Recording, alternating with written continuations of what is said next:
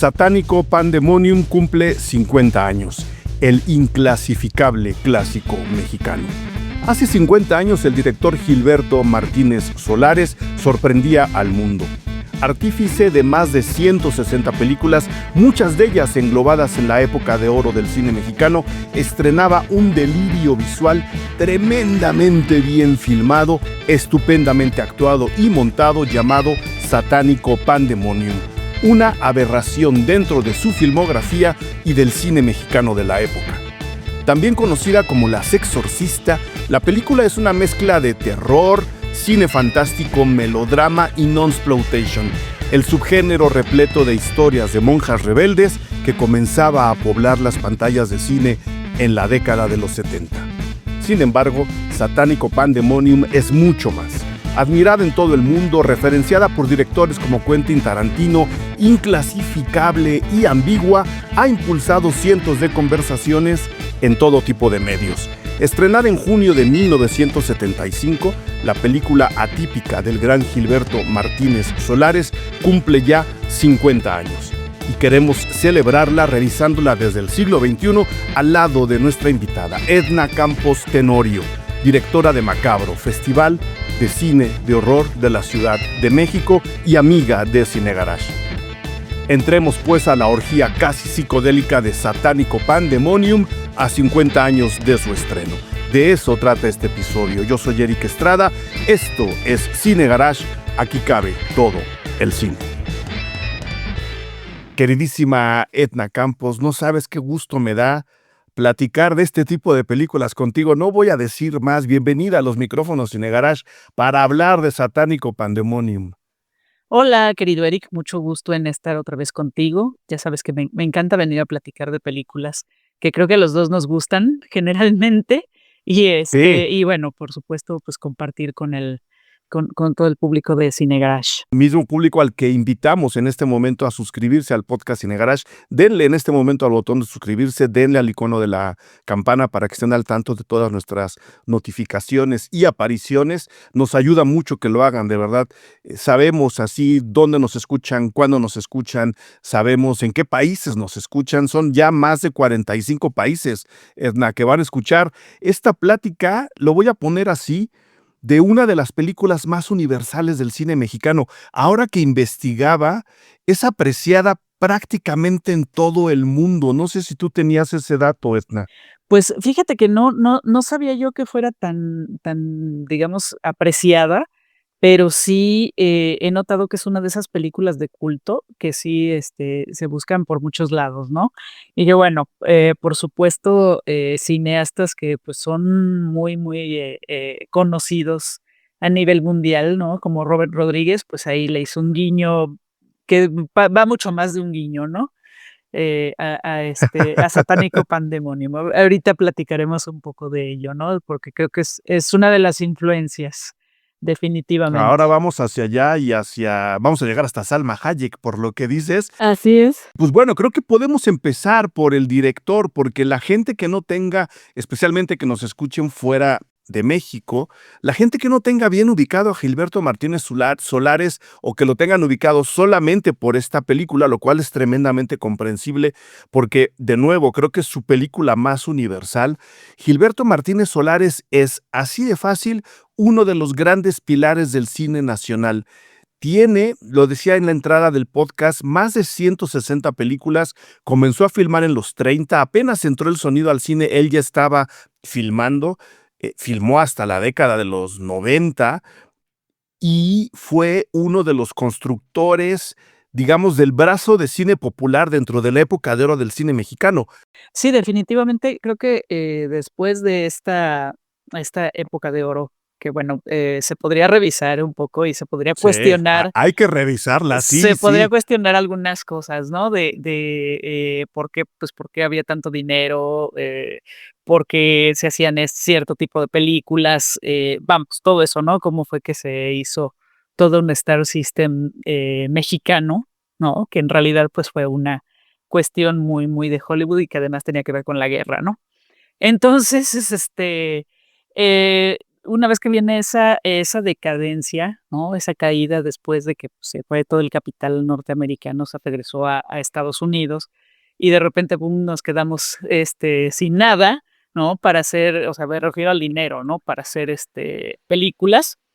De repente empieza como toda estas películas que son más populares, ¿no? Que se le puede, como bien dices, que se pueden ubicar dentro de lo que es el cine popular, que yo varias veces en alguno y en otros espacios le he llamado como el cine B, de el lado B, perdón, de la cinematografía mexicana, ¿no? Que está compuesta, pues, por películas de luchadores, de ficheras, vamos, como incluso los géneros, ¿no? O sea, ciertos Sí, géneros como el terror, todo el cine B que también se hizo como que era de ciencia ficción, como que era terror, como que era una mezcla muy extraña que creo que solamente se pudo hacer aquí y que además creo que ahí radica mucho del encanto que tiene para el extranjero, ¿no? Entonces, pues sí, Gilberto Martínez Solís, entre los títulos así este, de alguna manera, disparado, podríamos encontrar películas como Blue Demon y las invasoras, Santo y Blue Demon, otras, o sea, varias de Santo y Blue Demon, de Capulina, ¿no? Que bueno, ujú. honestamente, yo no puedo con Capulina, pero sé que No, no, fue una nadie cuestión puede. fue una cuestión, no, o sea, su humor nunca lo aguanté, debo decirlo. Su humor no es humor, No. digámoslo así. No, pero bueno, al final era muy exitoso, ¿no? Eran películas bien exitosas, ¿no? Y, películas como Los curanderos, ¿no? Que, pues, es así medio de vampiros. O sea, definitivamente, pues sí, él entró como a todo lo que era el cine popular, ¿no? Y, pues, probablemente esta que es de súper culto, que es Satánico Pandemonium, es probablemente una de las más conocidas, aunque creo que eso también ha sido a partir de este siglo. Sí, es un fenómeno de este siglo, Ujú. es un fenómeno universal y sí, es un fenómeno que en parte se debe, como decías, al más que guiño que hace Quentin Tarantino, Robert Rodríguez en From Dusk Till Dawn, ¿no? Sí. Que bautizan como Satánico Pandemonium, que es el nombre de esta película, que es una película que Quentin Tarantino conoce, que Quentin Tarantino creo que tiene una copia en celuloide, eso no lo pude comprobar. Alguna vez se lo sugirió, pero no he podido comprobarlo, y que le pone este nombre al personaje de Salma Hayek en la película. A Salma Hayek, nada menos, ¿no? Que Sí. también dentro del entretenimiento popular tiene un puesto muy, muy importante en México y en el mundo.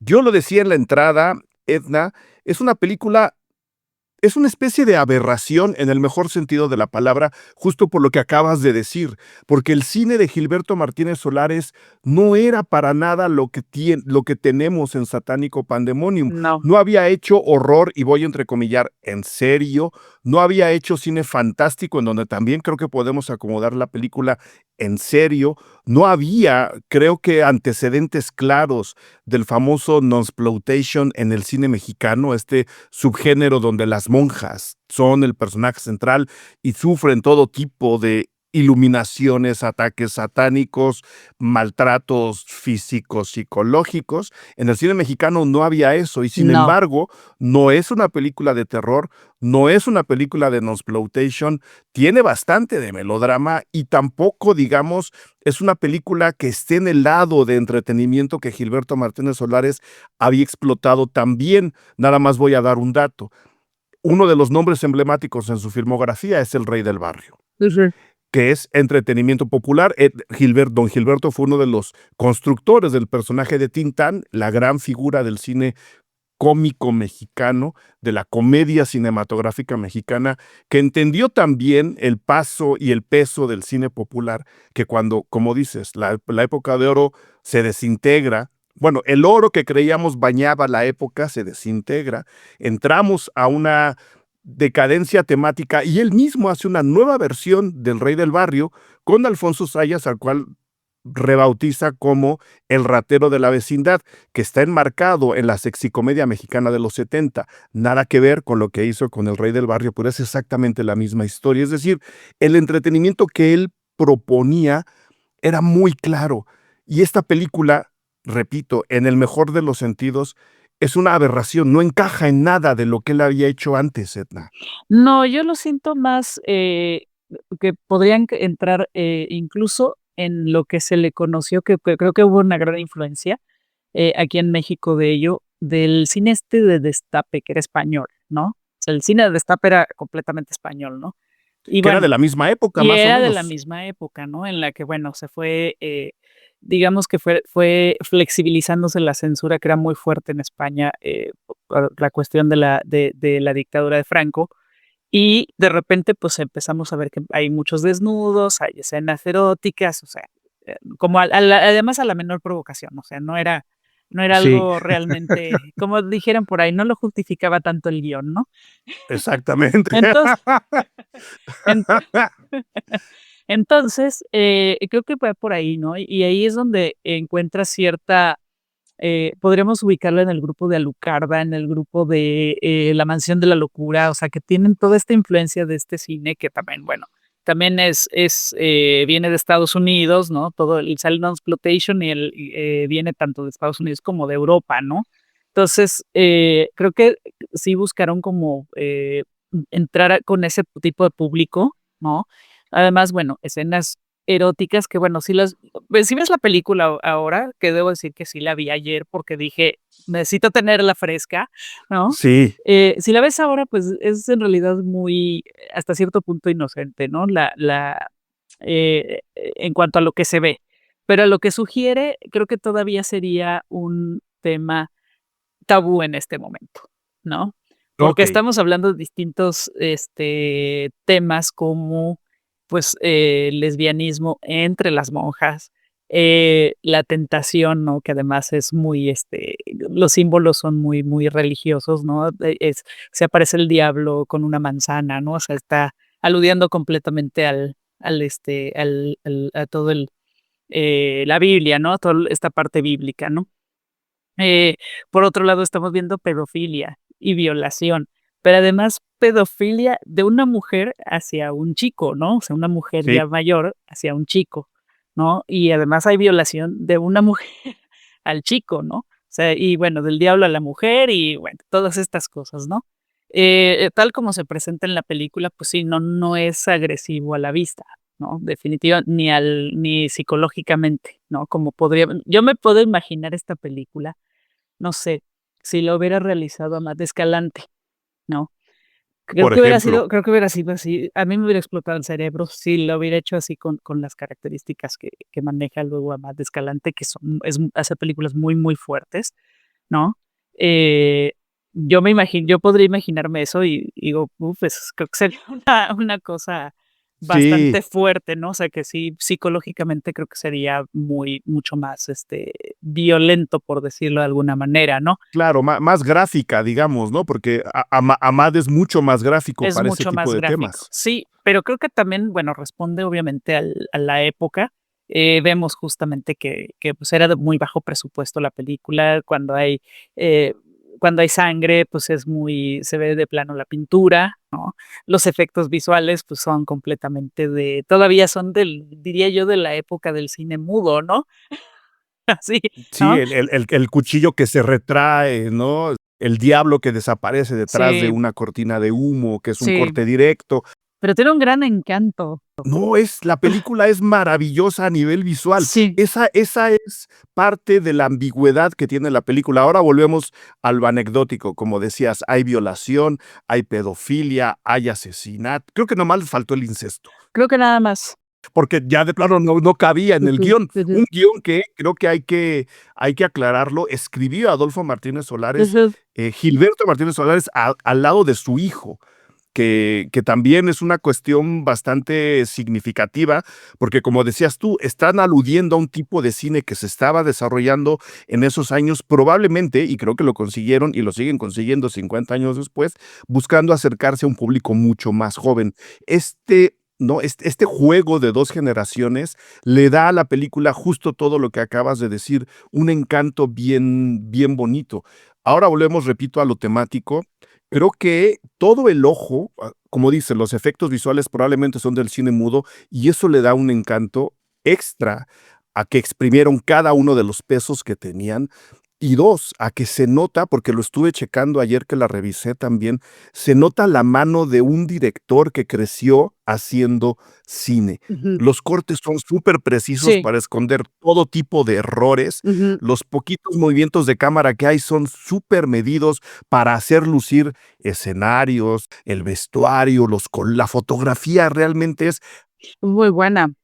Ahí es donde se nota la mano de un director que cruzó por la época de oro, que aprendió al lado de otros grandes como él y que ayudaron a construir la gramática cinematográfica mexicana, que aunque había mucho dinero en la época de oro, no tenía realmente tantos elementos técnicos como para poder hacer películas visualmente más sorprendentes. Esta película, como dices, sin ser gráfica, sin ser visualmente sorprendente, es visualmente arrebatadora. No puedes dejar de verla. Tiene una belleza plástica que muy pocas películas con esta mezcla de géneros pueden presumir, Edna. Sí, y bueno, creo que, resuelve muy bien que además se supone que es, una época en la que había una inquisición, ¿no? O sea, la historia se desarrolla. Cuéntanos de qué trata, para entrar todavía más al tema. Cuéntanos de qué trata. Que la sinopsis es chiquitita. Sí, en realidad es muy sencillo todo, ¿no? Se trata es una película que se trata de una monja, ¿no? Una monja joven, una monja con muy buenos sentimientos, ¿no? O sea, es una buena persona, digamos, ¿no? De hecho, se llama María. Se llama María, exactamente. Y, pues, de repente empieza, a ver al diablo, ¿no? Que además es un diablo encarnado por Enrique Rocha, que está increíble, ¿no? Hombre. O sea, es maravilloso, ¿no? Y se le aparece en Uno distintos uno de los momentos. actores también más carismáticos que ha tenido Sí, el divertimiento audiovisual de México, porque no solo hizo cine y teatro, también hizo hizo telenovelas, y telenovelas. siempre la hacía Ujú. de malo con su voz. Sí, sí. No, y además hacía, la voz de algunos comerciales, yo lo recuerdo bien, ¿no? Que se escuchaba su voz en algunos comerciales, sobre todo que eran de alcohol. Bueno, esta mujer, pues, tiene visiones con el diablo, justamente, él empieza a aparecérsele la manzana por varios lados, ¿no? Y, empieza a tener estas visiones en las que ve a este hombre que, pues, la está tratando de seducir, ¿no? Eh, y de ahí que, bueno, finalmente lo logra, cae en distintas tentaciones. Yo diría que caía en una, cayó en distintas, ¿no? Cayó en todas, o Cayó en sea, así distintas la y la fue devo la cayendo. devoción de María, sí, no Sí. era muy firme tampoco, No, ¿eh? no, no, no. Y bueno, entonces empieza a hacer cosas que justamente irían en contra de todo lo que es lo religioso, ¿no? Que es, justamente seducir a un pastorcito, em, O seducirlo, violarlo más bien, sí, más digamos, bien ¿no? porque él no se quiere, además él no quiere, ¿no? O sea, sí No, es pues una no. definitivamente, ¿no? Sí es una violación, ¿no? También, bueno, ella, digamos que es una posesión, ¿no? También hablemos que hay una posesión de ella y, justo comienza con cayendo en la seducción de una supuesta monja, ¿no? Entonces, ahí vemos una escena de lesbianismo y después, bueno, vemos que en realidad casi, casi como el bebé de Rosemary, ¿no? Que de repente, no era la persona con la que estaba, sino resulta que es el diablo. Y creo que ahí es donde empieza todo el asunto de la posesión, y ella empieza a cambiar pues, su personalidad un poco, ¿no? Pero se vuelve como doble cara además, ¿no? Porque sigue teniendo como esta onda ahí de soy bien buena, pero Pero justamente no. para manipular, ¿no? Pero para manipular Sí, a la gente, ¿no? Entonces, o sea, va a cuestiones como esto del la obsesión que tiene con el chico, ¿no? Por un lado, por otro lado, que si ella quiere poder en el convento, ¿no? De hecho, ¿sabes qué? Que me estuve acordando de Benedetta, de la película también sí. de Benedetta, ¿no? Que además creo que es básicamente la misma premisa, ¿no? O sea, la monja que, que bueno, que está en un entorno, completamente, digamos, de mucha represión, que bueno, que prácticamente las monjas iban en ese tiempo a refugiarse, o sea, había muchas mujeres que se refugiaban en el convento pero que No también podían estar existían. en otro lado. Así es, ¿no? O sea, que sí eran mujeres que eran distintas, ¿no? Por alguna razón, así, ahora sí que hasta Sor Juana podría salir aquí, ¿no? Claro, Que fue al convento porque es que le gustaba escribir y era una intelectual, ¿no? Entonces, a partir de eso sí me parece que hasta cierto punto toca, y me refiero a Satánico Pandemonium, hasta cierto punto toca como toda esa histeria que había además en torno a las mujeres, de que si hacían algo distinto, pues, estaban poseídas por el diablo, ¿no? Entonces, y que bueno, que podían tener, obviamente el caer con la Santa Inquisición, ¿no? Que bueno, era el terror de todos, ¿no? además, como decías al inicio de tu descripción, la película está ambientada en la época de la Santa Inquisición. Sí, de hecho, por ahí hay una descripción que habla que se supone que es en Alemania, ¿no? Que está ubicada en Alemania Okey. la historia, ¿no? Pero bueno, nada nos dice que sea alemana, nada nos dice que sea mexicano. En realidad, ahí es donde creo que radica también mucho de la universalidad de la película, ¿no? Que puede ser en cualquier lugar donde haya habido monjas, donde haya habido templos, religiosos católicos y bueno, y la Inquisición, ¿no? O sea, podría ser en algún país de Sudamérica, podría ser en México, podría ser en Europa, definitivamente, ¿no? Entonces, bueno, pues de ahí que ya que cae en la tentación nuestra heroína, este, sí creo que es donde empieza a ponerse bien interesante el que empiecen a tratar todos estos temas, ¿no? Porque incluso Claro. hay 2 monjas que son tratadas como inferiores porque son negras, ¿no? Sí, O sea, que bueno, eso yo que las eso es veo algo más sí, interesante. sí, eso es bien interesante, porque al principio sí me quedé pensando, bueno, está muy racista esto, ¿no? Pero justo ese era el punto, ¿no? Que se notara Claro, que había señalar el punto que había un racismo tremendo en el, dentro del mundo dentro de y, ese pues, mundo. bueno, aquí el lado de la Iglesia católica dentro del mundo de las monjas es una especie de representación del mundo, ¿no? Sí, Entonces, de hecho, como decías, este par de monjas, una de ellas, que es Verónica Conká, yo no lo sabía, Verónica me Conca, lo investigué apenas ayer encontré el dato.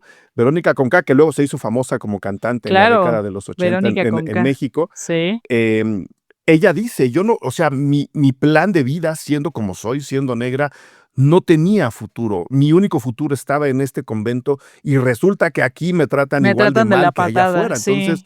la madre superiora y las otras hermanas no quedan nada bien paradas.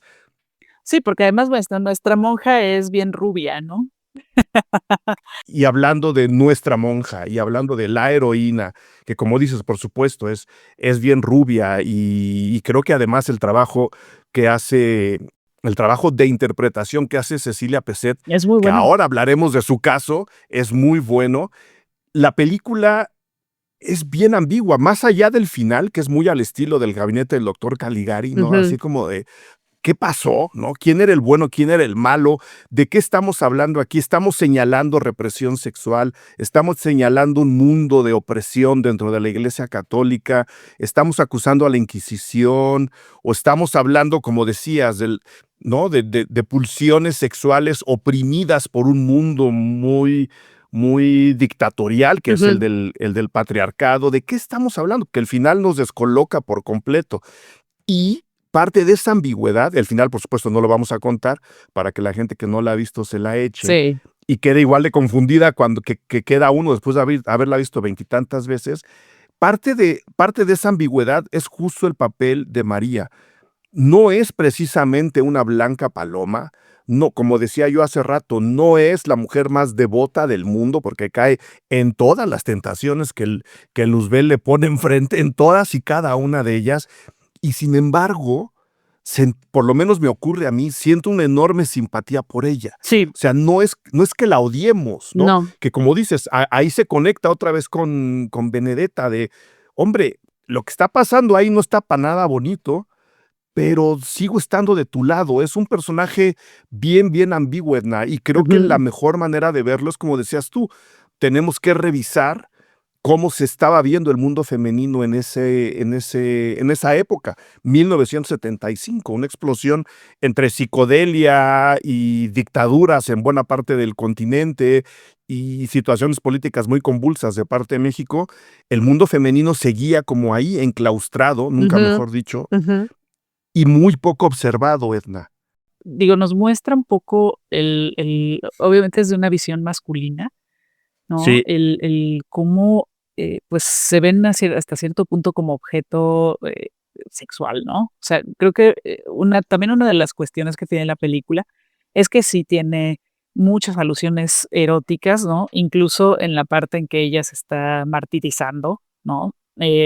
Pues sí, ella está gimiendo, ¿no? Como si fuera una cuestión más sexual que en sí de dolor, ¿no? Entonces, creo que va mucho por ahí también, pero lo que me parece muy, muy rescatable de la película es que no se queda en eso, ¿no? O sea, no es nada más una película, para, una especie de soft porno, ¿no? Muy, muy, muy soft, además, sería, sí, muy eh, elegante incluso, muy ¿no? elegante, sí. Va mucho más allá que eso, ¿no? Entonces, de ahí que la mirada, digamos, desde ahora, yo veo que es una especie de canto de libertad también, ¿no? El que podemos ver en ella, ¿no? El que está luchando con todas estas ataduras que en ese momento, pues son los pecados, ¿no? Muy desde el punto de vista religioso y muy probablemente en ese tiempo, ¿no? O sea, como lo veía Claro. la gente en ese tiempo. Ahora yo lo veo de otra forma, ¿no? Y justo en el final hay una escena que a mí me gusta mucho, ¿no? Me parece bien hilarante, que bueno, esa es la que no vamos a hablar. Ya la mencionaste, a ver, la gente que esté escuchando este podcast, adelántele 5 minutos y nos seguimos. Cuéntala, Edna, cuéntala. Bueno, pues tenemos ahí una escena en la que, pues ya triunfante, María, regresa al convento, Triunfante como en sus pecados, ¿eh? sí, triunfante, pero Sí, también triunfante porque, pues, ya es la la la madre madre superiora. superiora, ¿no?, del convento. Y entra y se queda completamente desconcertada ante cuando ve una escena que sería un bacanal, ¿no?, completamente, o sea, a mí me gusta mucho precisamente porque sí me imagino una pintura de estas, renacentistas que había de bacanales, ¿no?, en Con las las cuales monjas con las completamente monjas liberadas, liberadas, desnudas, acariciándose, con sus bailando, guitarras, bebiendo. cantando. Sí, no, una cosa es una escena bien padre, ¿no? O sea, digo, volvemos una vez más, ¿no? A pesar de que se veía que tenían poco dinero, o sea, no es una escena que tenga un gran diseño de producción ni nada por el estilo, pero funciona muy bien, funciona perfectamente, ¿no? Y es muy hilarante, ¿no? El todo cómo se desarrolla. Y bueno, ella todos nosotros creo que somos ella, ¿no? En ese momento, que decimos: "¿Qué diablos está pasando?". O al revés, ¿qué mundo estaba yo viendo que ahora Sí, que ya estoy, como dices, ya soy triunfante del túnel que he pasado, ujú, veo al mundo como es, un mundo de disfrute, un mundo de libertad, un mundo, ¿sabes?, sí, mucho más sensual, como sí, que sale de su propia casa, de su caja. así es, ¿no? Entonces, sí creo que, vale muchísimo la pena Sí. esa escena es increíble, ¿no? Para mí es de lo mejor que he visto. Hola, yo soy Eric Estrada y vengo a hacerles la invitación para que conozcan el lado de Cine Garage que solamente nuestros suscriptores pueden conocer. Al ingresar a www.patreon.com/Cine Garage, ustedes pueden elegir el nivel de suscripción que desean para entrar a este otro Cine Garage que solamente existe para ustedes. Ahí van a encontrar críticas a estrenos en cine y también en televisión, cobertura a festivales, entrevistas exclusivas, descuentos a nuestros cursos y talleres, reuniones con los otros Patreons en los que discutimos también alrededor del cine. Con esa aportación, con la aportación que ustedes hacen mes con mes, nosotros podemos seguir produciendo el podcast Cine Garage. Ayúdenos a mantener este podcast vivo, ayúdenos a seguir alargando la conversación alrededor del cine suscribiéndose en www.patreon.com/cinegarage. Nosotros se los agradecemos a través de este podcast y a través de todo el contenido que encuentran en www.patreon.com/cinegarage. Solamente para ustedes y nadie más. En esta ocasión, gracias personales a Javier Hurtado, Rames Máhuad, Lalo Ortega Ríos, Maru, Kevin, Josefa, Miguel Núñez, Rodrigo Solé, Viviana Salcedo, Jan Osorio, que además se ganó una barra de sonido Sonos en nuestro pasado curso de cine en línea. Felicidades, Jan, gracias por ser Patreon. Suscríbanse, tenemos ahí muchísimos premios, muchísimo contenido, muchas ganas de platicar cine entre nosotros. Vengan, suscríbanse, disfruten de este contenido exclusivo para ustedes y ayuden a que el podcast Cine Garage se mantenga vivo y subiendo en los ratings universales. www.patreon.com/cinegarage. Mil gracias. Muchas de las reseñas y críticas que estuve leyendo de otras partes del mundo, evidentemente se centran en su ambigüedad, particularmente por el final, pero como dices, viéndola desde el punto de vista femenino que tú tienes, desde el siglo XXI, ahora sí podríamos interpretarla y además cruzando por el universo de Benedetta, podemos interpretarla como un canto de libertad, como una especie de hombre. Aquí el diablo está haciendo una chamba que creo que es necesario hacer, ¿no? O sea, este Dios, hombre, ¿qué les está dando? Hay otro lado, ¿no? Un poco lo que ocurre también con la bruja de Eggers. Este otro lado de sensualidad también es tuyo y también lo puedes disfrutar. Y mucha gente se centraba en esa ambigüedad de no saber si se acusaba a María o no, si se le señalaba o no, si se le veía, como decías, como una poseída histérica. Y con lo que el mundo ha avanzado, creo que ahora podremos incluso revalorar la película diciendo, es un canto a la libertad de las mujeres. Y mi duda es, Edna, y esta es una opinión que sé que no tienes preparada ni nada, pero me gustaría escucharla así de bote pronto. ¿Esto estaría ya en el guión original o es algo que la película tenía ahí oculto en su buena onda, lo voy a llamar así, que ha crecido con el tiempo? Yo creo que entre Alejandro Galindo y Gilberto Martínez Solares hemos tenido a los guionistas directores del cine mexicano de esa época más liberales del cine, ¿no? Creo que las películas que hicieron tenían un toque de humanismo y de apertura y de inclusión que otros directores de la misma época, haciendo películas a dedo de ellos, simplemente no tenían, ¿no? Eran muy producto de su tiempo. Y creo que Alejandro Galindo y Gilberto Martínez Solares sí nos dieron películas bastante más avanzadas que el resto de los cineastas. ¿Tú crees que en este guión y en este enfoque que le estás encontrando ahora, sí se estaba fijando el guión original de la película o es algo que la película, este buque, lo ha adquirido la película con el tiempo? Yo creo que buscaban mostrar esta libertad que venía post época hippie, ¿no? Que también creo que es importante tener esa referencia, ¿no? Bueno, en toda esta época del 68 hacia adelante, pues sí hubo mucha libertad en cuanto a que ya se rompieron muchas reglas, se rompieron muchas convenciones y, pues creo que esto se empezó a manifestar, digo, tanto en la música como en el cine, como en la literatura, pudimos ver mucho de esto, ¿no? Entonces, creo que sí debe haber habido algo de eso cuando ellos pensaron la película, ¿no? O sea, ellos definitivamente querían hacer una película que fuera transgresora. Eso no me queda Sí. la menor idea, así, la menor, duda, Ahí no perdón. hay duda. No me queda la menor duda, ¿no? De que fue de que querían hacer una película transgresora, que utilizaron todos estos elementos, ¿no? Que además yo pienso que se estaban cuestionando muchísimo en ese tiempo, ¿no? O sea, la relación entre personas de distintas edades, Claro. o sea, lo estaban viviendo, lo estaban viendo, ¿no? Había mucha liberación en ese sentido, ¿no?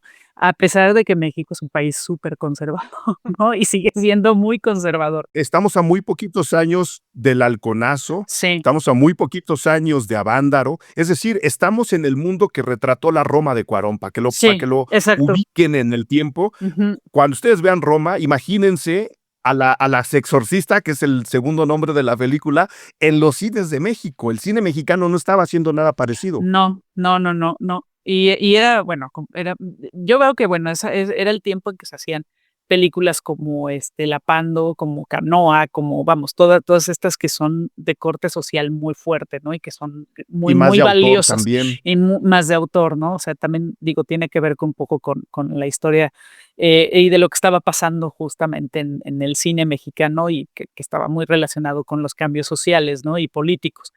Que bueno, en ese momento no había tantos cambios políticos, ¿no? Más bien era ya como el tope, ¿no? De la cerrazón, ¿no? Que había en ese Claro, momento en ese, a nivel político.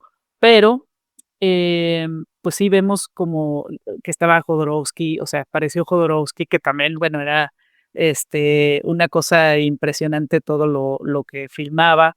Juan López Moctezuma, que además era muy cercano a Jodorowsky. Este, mm, Vemos también, bueno, y vuelvo a mencionar, ¿no? Que Satánico Pandemonium está dentro de ese tipo de cine, ¿no? Entonces, yo creo que sí tenían, en la cabeza el hacer o sea, no lo pienso desde un que fueran feministas o algo así, no, no, no.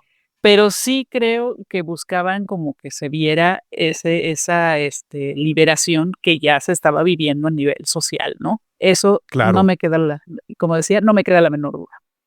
Y que iba a explotar, ya nada más para acabar el contexto, 10 años después del terremoto del 85. Así es, Y viéndolo desde ese punto de vista, Edna, que me encanta, el segundo nombre de la película, Las Las Exorcista, Exorcista. toma un nuevo significado, porque había un exorcismo de esta poca libertad, había un exorcismo de esta opresión política y social en México, pues a través del sexo, que es algo realmente bonito de proponer, Ujú. ¿no? Es muy medieval, es muy hippie, es muy contracultural decir, señores, mientras todos tengamos sexo, el mundo va a ser mejor. Y hablando de este México opresor, creo que el nombre de las Exorcista debería ser redimensionado más allá del nombre de escándalo y de explotación que del significado de escándalo y explotación que se le da ahora. Fíjate lo que acabo de encontrar en mi propio podcast, Esna. Vamos a revalorar el nombre de las Exorcista después de Satánico Pandemonium. Sí, bueno, yo pienso, digo, es una idea, no lo he leído en ningún lado, Me encanta. ni creo que ahora sí que no lo puedo asegurar, pero sí creo que podría ser que Las Exorcista haya venido a partir de que, bueno, que estaba de moda El Exorcista, ¿no? O sea, A vender pero en boletos, ¿no? 1973, 1975, pues ahí está, ¿no? El nombre. Entonces, funcionaba muy bien para vender boletos, pero de alguna manera fue una cuestión de mercadotecnia que acaba de siendo muy afortunada y que, pues, va más allá de lo que es la función principal que tenía el que le hubieran puesto ese subtítulo, ¿no? Entonces, creo que sí, eh, es interesante verlo ya desde ese punto de vista. Y te digo, creo que también me parece muy interesante el revisar no solo esta película, sino todo lo que es el nonsploitation, ¿no? Eh, ya desde con los ojos, actuales, ¿no? Con todas las teorías feministas que hay, este, algunas, pues, seguramente condenarán este tipo de película, otras la redimirán y creo que eso le aporta muchísimo, ¿no? Y además nos enseña que la película es muy vigente todavía. Entonces, 50 años después, una película que aparentemente era para entretenimiento, pues, más de adultos, ¿no? Digámoslo de esa forma, pues, acaba siendo una película que gana más conforme pasa el tiempo. Sí, creo que sí. Ahora el caso Cecilia Peset, Edna. Cecilia Peset es la intérprete de la hermana María. Cecilia Peset era una actriz que empezaba su carrera, este fue como su gran papel, si la tengo bien ubicada, que había Ujú. hecho teatro, ¿no? Ella se dedicaba a eso. Hace un gran trabajo, hace una monja con una sensualidad tan humana y tan Sí. cálida que no me extraña que luego la hayan referido en From Dusk Till Dawn con Salma Hayek, que bueno, para Sensualidad Cálida y Humana también tenemos ahí otro gran ejemplo, ¿no? Pero Cecilia Peset después de esto, bueno, el dato, ella es nieta de Jorge Peset, co-guionista y productor del Fantasma del Convento, otro gran clásico, Otro sí gran del cine de clásico. terror mexicano, Sí. en la que yo no podía dejar de pensar, especialmente en las escenas dentro del monasterio de Tepoztlán. Y luego, después de esta película, la señorita Peset desaparece y se convierte en una cosa completamente distinta. Se vuelve una empresaria súper exitosa, viaja a Sudamérica, funda muchos organizaciones de beneficencia especialmente enfocados en las infancias, fíjate, ¿no? De la pedofilia a Ujú, la economía de las ujú. infancias, y se dedica a eso, pero definitivamente abandona la actuación. Es un caso también muy atípico. Es un caso que le da todavía más ambigüedad, hablando y regresando al tema, a esta película, ¿no? Ella hace la película, pues porque le cae el papel y evidentemente cree en él, no es precisamente que estuviera buscando el papel de su vida, simplemente estaba haciendo su carrera. Tanto Gilberto Martínez Solares como su hijo, pues no estaban empezando sus carreras, o sea, no No. necesitaban hacer una película de estas. Esto le da todavía una personalidad más interesante a la cinta. Pero el caso y la conexión con el Fantasma del Convento, el caso de Cecilia Peset me parece, pues por lo menos para mencionarlo, es muy curioso que Sí. en una película como estas alguien encuentre su pináculo y su despedida, ¿no? Sí, es muy muy gracioso. Estaba viendo qué más había hecho ella en cine. Estaba viendo que, bueno, apareció en esta del Llanto de la Tortuga. Es de Francisco del Villar, con Hugo Stiglitz, y Cela Vega, y el guion es de Vicente Leñero, o sea, estamos en ese nivel, ¿no? Y Los Cachorros, ¿no? De Fons. Tuvo un papelito en Los En Los Cachorros, súper Cachorros chiquito, sí, también, ¿no? sí. Pues, párale de contar, no encuentro realmente más que haya hecho, ¿no?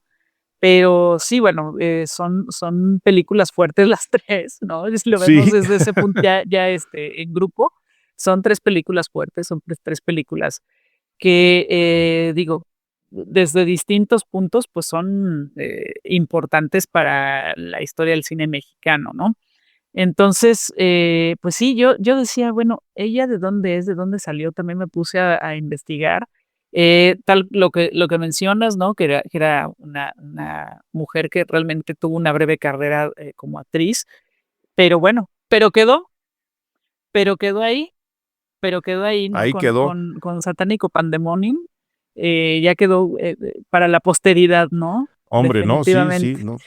Una Sí. de mis monjas favoritas desde niño que no, porque y tú querías hablar de la referencia tarantiniana a Robert Rodríguez, Edna. Sí, bueno, justo mencionarla, ¿no? Que estas películas, que se hicieron justo el cine popular, ha tenido mucho impacto en algunos directores que les gusta mucho el cine B, el cine de culto, o sea, todo esto. Y esto estamos hablando a nivel mundial, ¿no? O sea, el ver cómo, películas como las de Juan López Moctezuma tuvieron muchísimo más éxito fuera del país, empezaron. Digo, el que se les haya rescatado y de alguna manera, revalorado aquí en México, creo que tiene mucho que ver con que, cómo se les empezó a buscar fuera de México, ¿no? Entonces, por ejemplo, vemos que, hay montones de sitios de Internet dedicados a películas como esta, ¿no? Vemos también que ya salió hay una edición bastante especial en Blu-ray Con de una Satánico restauración muy bonita. Pandemonium, Sí, de sí, sí, Satánico sí. Pandemonium. Entonces, al igual que de muchas otras, películas que son cine popular mexicano, ¿no? Entonces, de ahí, pues, te llama mucho la atención. A mí, en lo personal, me llama mucho la atención qué es lo que ven, ¿no? O sea, yéndonos de las etiquetas de lo exótico, lo raro y todo esto, ¿qué es lo que ellos encuentran, no? Porque de alguna manera nosotros estamos inmersos en ello, ¿no? Entonces, no son tan raras ni nada por el estilo, sobre todo, bueno, si creciste viendo películas de El Santo, ¿no? Que tienen también Claro. elementos muy, muy extraños, ¿no? Ya cinematográficamente mezclan un montón de géneros y lo hacen muy, de una forma muy desparpajada. Entonces, pues eso dicen, pues es como una película del santo, ¿no? Pero ya es muy normal para nosotros. Pero sí me llama mucho la atención eso, ¿no? Y creo que de ahí, bueno, que Robert Rodríguez, pues es un migrante, ¿no? Es hijo de migrantes, me parece, ¿no? Sí, Entonces, sí. sí, porque él es tejano. Entonces, pero pues tiene toda esta influencia, ¿no? Definitivamente, ¿no? Se ve que le requete encanta igual que a Tarantino, ¿no? Que Tarantino también conoce bastante bien el cine de culto o el cine B también mexicano, ¿no? Entonces, de ahí que pues vemos que aparecen todos estos guiños, ¿no? Por ejemplo, bueno, en esta, pues Satánico Pandemonium es el nombre del personaje de Salma Hayek en Del de From crepúsculo al amanecer, From Dusk Till Dawn, sí, coescrita por Quentin Tarantino. así es. Según yo, dirigida por él, pero no me voy a meter en ese tema. Sí, ¿verdad? Esa controversia, no lo sé, no lo sé, todavía No me hablemos lo de eso. cuestiono, todavía me lo cuestiono, si será cierto o no, ¿no? Como lo de es igual que lo de, que el tema de Poltergeist, ¿no? Que dicen Sí, que realmente la dirigió Spielberg y que puso su nombre Tobe Hooper. Yo creo que ninguno de los 2 tiene realmente, necesidad de hacer eso, ¿no? Entonces, pero bueno, sirve para, cuestionar un poco y también revisar los estilos de cada cineasta, ¿no? Me parece que también hay una serie por ahí, ¿no? Perdón, del Crepúsculo al de From Dusk Amanecer, Till Dawn, sí. igual aparece el mismo nombre, ¿no? Satánico Pandemonium el nombre del personaje, ¿no? Entonces ahí está clarísimo su influencia, ¿no? Así como también aparece el nombre de Hugo Stiglitz en Bastardos sin Gloria, ¿no? Exacto. Que es uno de los, justo es uno de los bastardos, ¿no? Entonces, Es uno de eh, los bastardos y es uno de los ujú, coestelares sí, de Cecilia Peset en otra en película. O otra sea, película, sí, todo está conectado. El llanto de las tortugas. Sí quería mencionar porque es interesante el ver cómo estas películas se encuentran resonancia en otros lados, ¿no? Y con otras personas con cultura muy distinta, aunque estemos muy cerca, aunque sí exista el Tex-Mex, aunque exista todo eso, sí es muy distinto, ¿no? Entonces, ahí el ver como esa fascinación que ejerce justo estas, sí me Claro. parece bien interesante. Digo, nosotros, por ejemplo, en el festival hemos recibido un montón de películas que tienen que ver así con estas referencias, ¿no? Y que vienen de otros países. Entonces, es bien interesante y hasta cierto punto creo que da mucho orgullo el ver cómo se ha metido culturalmente, esto, ¿no? Y en este caso, en parte, mucho explicado por la gran mano como cineasta de don Gilberto Martínez Solís, Así que es. repito, esa mano es la que le da este toque especial a la película, más allá de todo lo que hemos hablado. Está filmada, ¿sabes? Con una maestría brutal. Yo me sorprendía a mí mismo con la boca abierta ayer que la estaba revisando otra vez. Es realmente alucinante la manera como está filmada y montada. Fíjense cuando la vean nada más en eso. Edna, mil gracias de verdad por haberte acercado a esta celebración de los 50 años, los primeros 50 años de Satánico Pandemonium, que va a cumplir para efectos de este podcast estrenado el 24 de junio, la película se estrenó el 26 de junio del 75. Mejor kino no podíamos tener. No, pues Edna, mil gracias. ahí está, ¿no? Pues muchas gracias a ti, Eric, como siempre platicar de esto. Invítanos a Macabro, que ya es también Claro, este ya verano. viene, ya viene. Sí, empezamos el 19 de agosto. El 19 al 31 de agosto en distintas sedes. Ya saben, la mayoría son las sedes habituales, que son como la Cineteca Nacional, la otra Cineteca, la Cineteca Nacional de las Artes, el Cinematógrafo El Chopo, la Casa del Cine, Cinemanía, el Pantón de San Fernando, que siempre es muy, muy buscado por los fans. Por supuesto que vamos a estar ahí. Y bueno, varias sedes más, ¿no? Algunos cineclubes, como ya es costumbre. Y pues bueno, ahí los esperamos muy pronto. Toda la Cine de información. horror para toda la ciudad. Toda la información danos las redes y la web. Sí, macabro.mx, que es el sitio web, y Macabro Fitch en TikTok, en Instagram, en Facebook y en X. En X. En X. En Twitter, para que se enoje Elon. En X. Gracias, Edna. Nos veremos pronto. Gracias a ti, Eric. Qué gusto. Gracias por escuchar Cine Garage. Si nos escuchas en Apple Podcast, regálanos una reseña para que más gente descubra este podcast. Suscríbete a Cine Garage siguiéndonos donde sea que escuches este programa para enterarte de nuestros próximos episodios. Cine Garage es parte de Sonoro. Ingresa a sonoromedia.com para escuchar más de los podcasts que aquí se producen.